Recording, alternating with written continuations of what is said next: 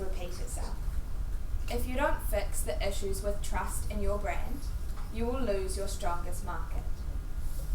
The case question we have been asked today is, how do you establish yourself as a trusted and leading Canadian provider in order to increase your revenue to $1.5 billion in 5 years? To answer this question, we've looked at both your current and our proposed strategy. Currently, and as Brittany has identified, you are in trouble with your key future market, Canada. Within this market, you target 3 key customers: telecom operators, enterprises, and retail consumers, and you treat each of these customers separately. To sell to these customers, you use a value proposition of low cost and equal quality service to your competitors. Through our strategy, Race to the Top, we propose you make 3 changes. For the first strategy arm, Solve, we propose you implement a 4 R's framework in order to quickly become the most trusted telecom operator in Canada. For the second strategy arm, Excel, we propose you do 2 things. First, that you treat all of your customers as one integrated customer, and secondly, that you add or enhance your value proposition to focus not only on low cost and equal quality service, but also on being the first mover for new technologies. Let's take a step back and look at the strategy and analysis that has driven today's proposal. The first key issue that we have identified today is trust in your brand. Accusations from the United States government about whether or not you engage in espionage or spying activity has all encouraged Canadian government and private business enterprise to look at whether or not they want to ban your products. The key impact of this issue is that if you don't address these accusations front on, you risk being excluded from the market entirely. The second key issue here is your customer purchase patterns. You operate in an extremely disruptive industry where technology changes almost every 5 years. Whenever this happens, your telecom operators and enterprises will always pick the first mover, because they too want to provide their end consumer with the newest technology as quickly as possible. This means that in your industry, the first mover will always be the most profitable, because the significant upfront investment required to uptake a new technology develops switching costs for your customers to later move to a late entrant. Part of this analysis flows in with our understanding of your customer. And in undertaking a customer analysis, we've looked at who your customer is, what you should be selling to them, and why you should be pursuing this focus. Your customers are divided into 2 branches. First, your telecom operators and enterprises, and secondly, your retail customers. With respect to telecom operators and enterprises, you're currently selling them the hardware to harness new technology and the software management service to manage that hardware. We propose you focus solely on selling them hardware. This is because once they buy your hardware, they will naturally be incentivized to also buy your software management service out of convenience and compatibility. Secondly, with respect to your retail customers, we propose you start focusing more on selling them mobile phones. This is because mobile phones is the key platform on which all future technologies such as cloud and 5G will be used. Off the back of these 2 issues, we suggest you implement our strategy, Race to the Top, that has 2 key arms, Solve and Excel. The first arm of this strategy is Solve, and this sees you implement a 4R response. Respond, Recover, Remediate, and Review. Under Respond, we suggest that you collaborate with both local and national government in an open door review of your business conduct. Under Recover, we suggest you implement recommendations from the government following this review. The arm Remediate has 2 key aspects. Firstly, partnering with local app startups, and secondly, implementing geographical policy in which you would see part of your workforce dedicated by policy to be Canadian workers.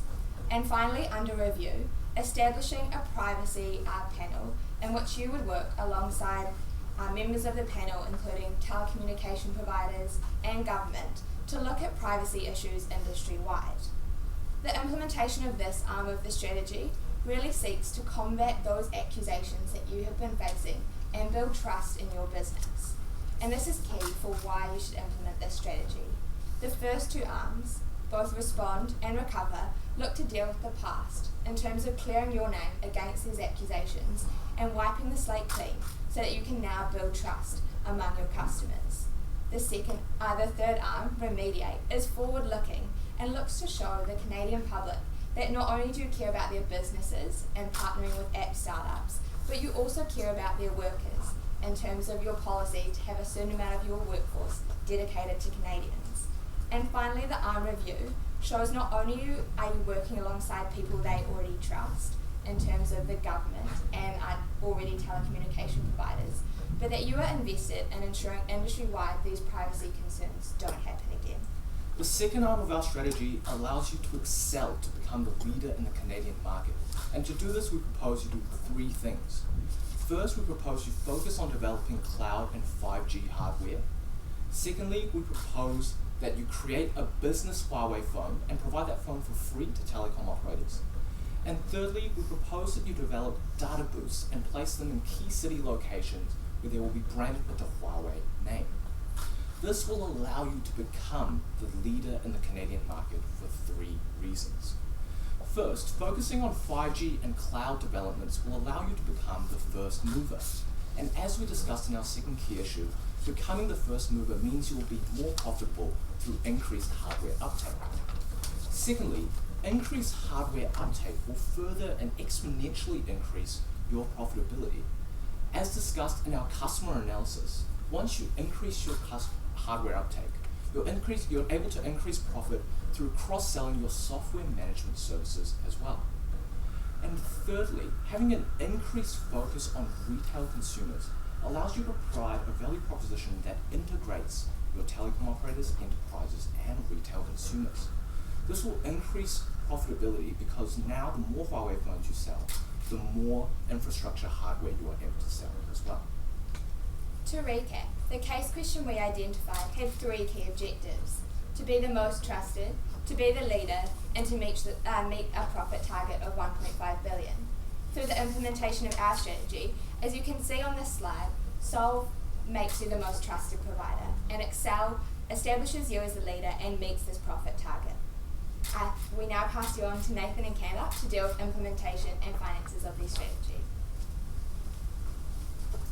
So our strategy of Race to the Top looks to target the trust through Solve and ongoing business development through Excel. We'll take you through how we implement this strategy, followed by how we increase our revenue to 1.5 billion in those 5 years. In order to recover from the recent damage to the Huawei brand in Canadian markets, we have derived four key drivers. Firstly, Huawei needs to develop strong and cooperative relationships with Canadian governments. Secondly, Huawei needs to be perceived as being a transparent and honest brand to Canadian consumers. Thirdly, Huawei needs to be seen as being a risk-free and innovative solution to Canadian businesses' requirements. And lastly, Huawei needs to create general empathy within the Canadian public for your brand. So what is Solve? As Bernie has explained, Solve has four key aspects: recovering, remediating, reviewing, and resolving. In order to implement this, we have done four key aspects. The first part of this is to recover. We propose that you create an open door solution with the people who have accused you with these allegations, so that we can show the Canadian public that you are an honest company that holds back no lies. In order to do this, we propose you gather all the relevant data that has been relevant to the current situation. You give this to your alligators and show to the public that there is a current dialogue between you two and there is no lies being held. We propose you do this over a space of 6 months. Our second part of the strategy is to resolve. In order to do this, we propose that you collaborate with the government and local governments to develop innovative solutions to what may have happened in the previous. And by doing this, you can show the Canadian public that not only are you looking at what happened, but you are actually looking at what you can do in the future to prevent these things from happening. Thirdly, we propose that you create empathy within the Canadian environment through the strategy called Remediate. This consists of two key strategy arms. Firstly, we propose that you partner with local Canadian app developers to show that you care about the Canadian economy. To do this, you should find key developers who resonate with your brands, and you can use their applications to develop in your future products. As well as this, we propose you create a policy to make sure that 80% of all of your employees in Canada are Canadians, who you will do through a phased process over the next 5 years. The last part of the strategy is review, through which you should create a proposal for a panel who will consistently review what has been happening in the Huawei brand. In order to implement this, you should have 2 Huawei employees, 2 members of the government, and 2 members of local cooperatives to make sure that it is holistic. And we will make sure that all of the ongoing collaborations that have happened in this will be accessible to the public. Moving on to our second strategy of Excel, we recognise that although telcos are our customer, that business and consumer is what drives demand for our product. What we would look to do is firstly invest in revolutionary technologies and be the leader in 5G and cloud computing. We would do this through partnering with 2 current providers, TELUS and Bell, and take 50% of the market. What we will look to do through our initiatives, to be discussed further, is drive data consumption by business and consumers, and therefore increase our revenues in the services we provide to TELUS and Bell. So the first arm of this strategy is through providing free phones to businesses. So we recognise that business consumers have heavy data consumption, and they have a need to transfer their work documents onto their phone and be mobile in the way they conduct business. We will provide free phones to the telecom providers in TELUS and Bell in order to secure business customers for them, and therefore revenue opportunities for us. What we would also do is install the apps we have partnered with in our first arm, Solve, in order to drive data consumption and also increase their business, once again returning back revenues to the Canadian community. In order to become the market leader for Canadian telcos and businesses, it is critical that you drive demand in the local market from Canadian consumers. In order to do this, we have implemented a 5-year staged plan. The first thing you need to do is you need to develop your 5G and cloud computing capabilities through utilizing your production capabilities in China. Secondly, you need to develop a much higher quality phone which can compete in the current markets. You can then develop relationships with Canadian telcos in order to implement our strategy. After this, you can start offering free phones to business consumers. The last part of this strategy is to develop key hotspots within Canadian cities with the Huawei brand. In order to drive that crucial demand from the business and general consumers of Canada, we propose you create hotspots within Canadian cities. What this will do is this will provide all consumers who have a Huawei branded smartphone to have access to quick Wi-Fi and free access to our cloud computing softwares. In order to do this, we will implement this with a phased process, firstly beginning in one major city in Canada and expanding over 5 years to be at 20% of all bus stops throughout Canada. Through doing this, you're going to both drive demand for the Huawei brand and build trust with Huawei consumers. So how this makes up the financial impact for Huawei, firstly we look to increase research and development from Huawei's main research and development centre in China to 15%. We see that we have a cost advantage in China, and we should use this to develop revolutionary technologies such as 5G and such as cloud computing. Secondly, our first arm of this strategy, free phones to business, we'd be providing phones at a cost of $400 to us in retail and getting a phone plan that's worth upwards of $1,000 a year to us, securing profit margin over those 5 years.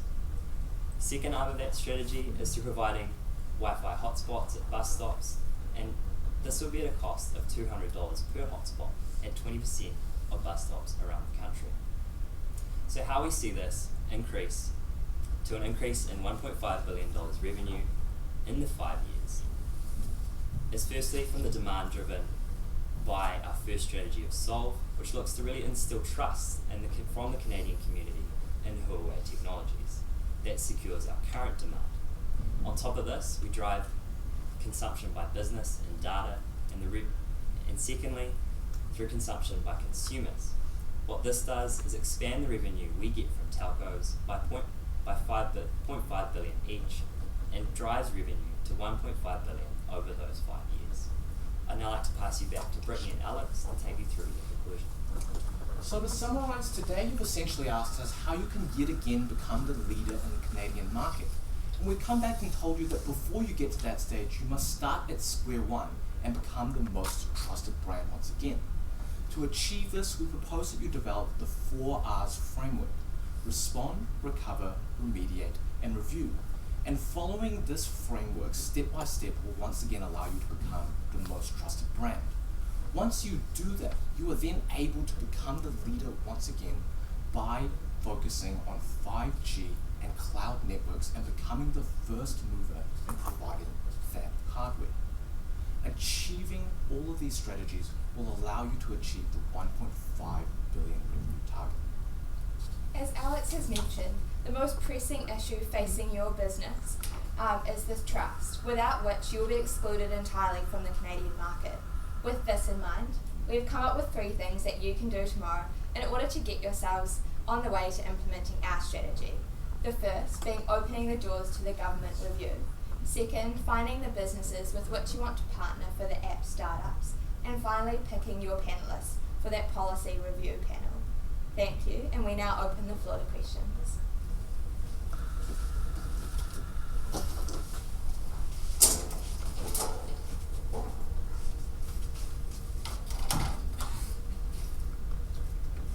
In terms of a business plan, you have Canada is a very big country, and you have various plans in terms of penetrating into the consumers, the business. Just out of interest, which are the cities that you will start in Canada in doing this, and why? So we would start in Vancouver. We see Vancouver as a good starting point because that is the town with, for example, the most bus stops and also probably the most businessmen, and those are our 2 key targets for our retail consumers. Those are probably also the 2 key revenue the key revenue driver for telecom providers and enterprises as well, given the dense population there and higher average income. You talked about disruptive technology and the 5G and cloud. How are you gonna? You talked about going back to China for R&D, but how are you gonna prepare for sort of the next disruption in technology? What do you think about your strategy looks to position you to stay as the most competitive from a technology standpoint? I think in relation to that, one of the key advantages and competitive advantages of Huawei is their research and development centres. Not only do they operate one in China, but they do have one in Ontario in Canada, which is looking towards 5G and cloud-based services. So I think having a premium research facility in the country we're actually trying to operate in is crucial in terms of trying to become or trying to latch on to the next biggest thing. You mentioned about the $1.5 billion revenue. What does that mean for Huawei if they earn $1.5 billion in 5 years? So I think in 5 years, what we do is, given the current rate of sort of not a big presence in Canada, we have competitors that are bigger. In terms of the overall Huawei group, it's potentially not groundbreaking, but in terms of your ability to use this model in other countries and develop back into Western countries, such as the United States and such, it's a good point to start. And that $1.5 billion could expand heavily if you develop a business model in Canada that works. You to achieve that 1.5 billion, you mentioned a lot of things. I'm talking about a lot of investments. For example, the 5G network, the data booths, apps, free phones. What does it cost them? Are they going to make money? Or are they just going to break even, or are they going to be just investing in 5 years, even though they're making 1.5 billion? So I think over those first few years, you're probably going to be breaking even. And as time progresses, you're using, as we see that curve sort of stretch out, and over those 5 years, you're going to be starting earning profit. What we see is that these technologies aren't just attributable to the Canadian market. Some of that research and development happens across the whole Huawei group. So the cost may be large sort of in terms of research and development, but it's in terms of the overall operation. In terms of individual costs, so we outlined that the phones cost $400, but the plan behind it per year is giving you a lot more revenue. So over time, as you increase your market share, you're going to be earning good profits. So back to my original question. What does it mean for Huawei to achieve that? Are they going to be do they want to make a lot of money in Canada? Or what's the goal? What's their strategy in Canada? Their goal What's is the objective, I mean? Yeah, sure. So their goal is to become the leader in the Canadian market, and our strategy in solving the trust issue first, and then forward-looking and providing future technologies that will continue to be profitable for possibly the next 15 years will allow you to achieve that very goal. And becoming a leader in the Canadian market, you can then figure out how the strategy works, and we purposely designed it to be very scalable. Because it's scalable, you can then reconsider possibly going to the US, possibly going to another country and using the localization marketing strategy that we previously focused on, and that will allow you to become the leader in not only Canada, but also around the globe.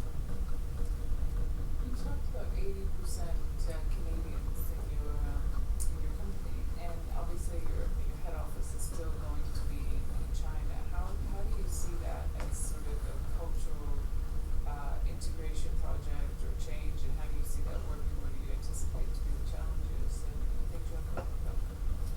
So one of the major challenges with doing that would be inertia right now in your current business in Canada.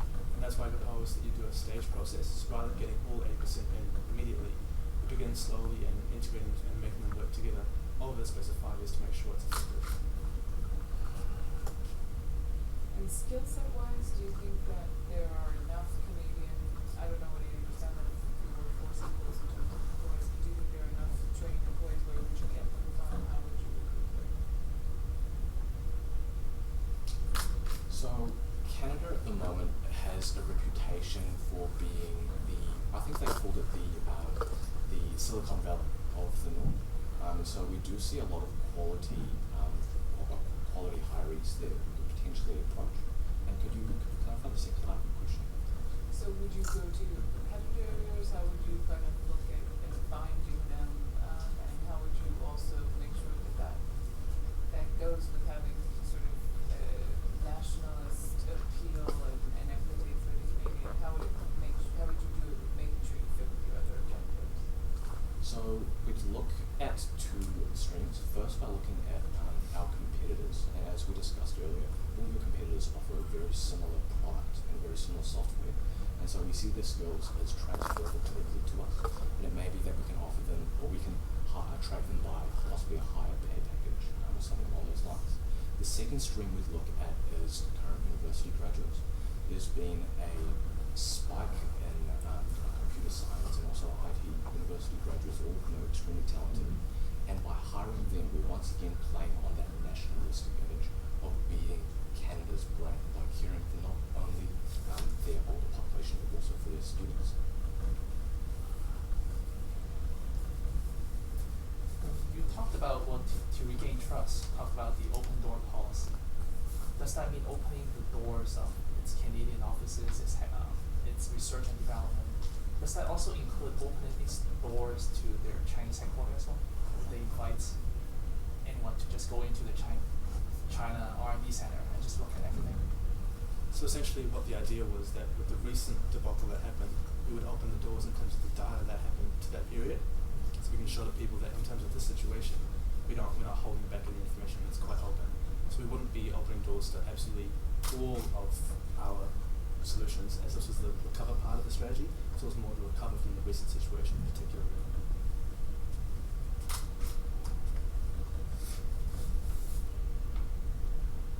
And you mentioned that cloud computing is one of the key drivers of revenue or businesses going forward. Can you talk a bit more about? I don't know much about cloud computing.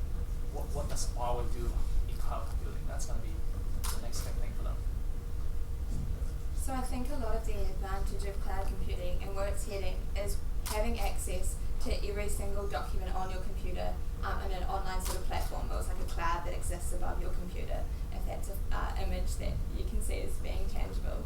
So I think from our strategy, what makes it even more innovative is having access to that throughout the city in terms of these phone booths where you can access your cloud or like on your mobile phone, where your cloud, which will hold all your personal documents, photos, anything essentially that you could hold on a hard drive on your computer, just exists in this cloud. So our strategy takes this cloud computing essentially to the next level from where it's going to be in the next 3 or 4 years. Yeah, so Brittany's discussed the retail consumer use of cloud computing, and now I'll discuss the enterprise use of cloud computing. So there are 2 key functionalities that we're going to develop. First is the ability for multiple managers or multiple members of staff to collaborate on the same document at the exact same time. That's the beauty of cloud computing. If you're typing a message or making a comment about a particular line of a document on your phone, that will instantly show up in another manager's phone around the world, halfway across the world as you're typing it. So that's the first key functionality. And the second key functionality is to provide documents, or rather, the ability to save documents instantly on all of your devices at once.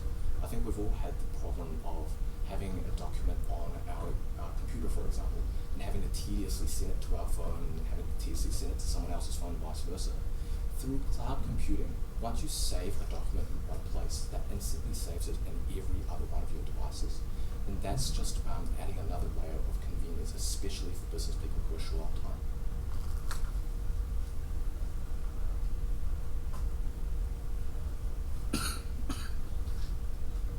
If you go through your 4R approach again, what do you anticipate as some of the steps that might be more difficult out of that?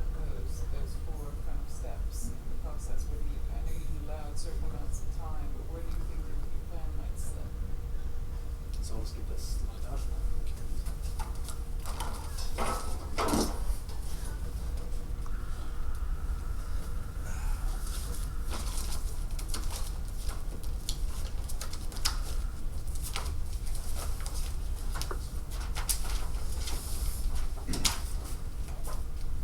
So we have 4 key aspects to it. In terms of respond, we believe that's going to be quite simple. The only difficult aspect will be determining which data you want to share, which is essential because you obviously have quite a bit of data, but it's quite a quick and easy implemented solution. In terms of recover, that may be difficult because now you've got recommendations from the government and local government, and you need to show that you're going to implementing them, so it's going to be hard to pick and really choose which ones are the most important, as maybe you have differing, conflicting things that you want to be done. In terms of the last part, review, that's going to be quite simple because all we have is a panel of 6 people who will be constantly reviewing what's happening in Huawei and how we can make it better and showing that to the public so everyone knows. So essentially the hardest part would be implementing the solutions that we get proposed to us by the local governments. And when you make your reviews public, what media will you use to do that? How do you see that being the best way to communicate? So there's several medias we communicate through. One is through the Huawei website.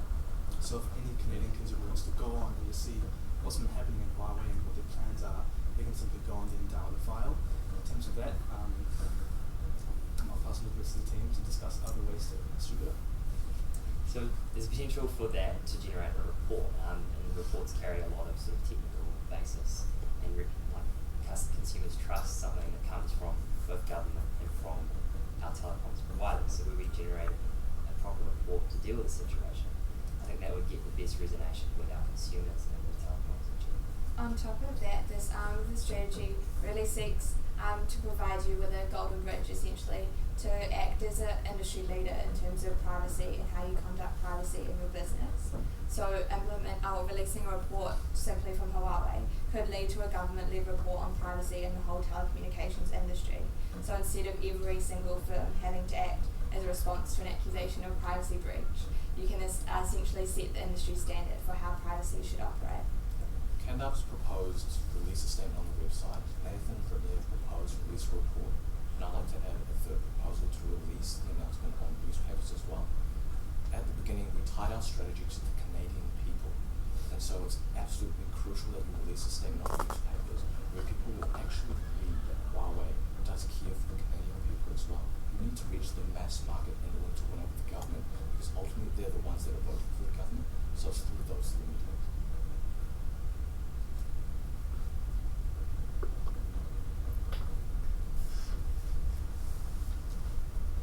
judges have any further questions?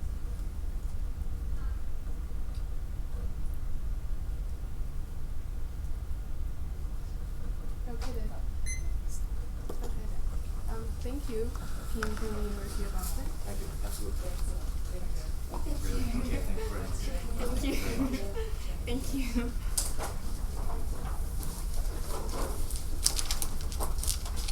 Okay, so this concludes round 2 of the competition. Thank you, judges. Let's give our judges a round of applause. Now I would like to ask everyone to leave the room except for the judges. Please take all your belongings with you. Thank you for your cooperation. And judges, please stay in this room to complete your evaluation. So let's go.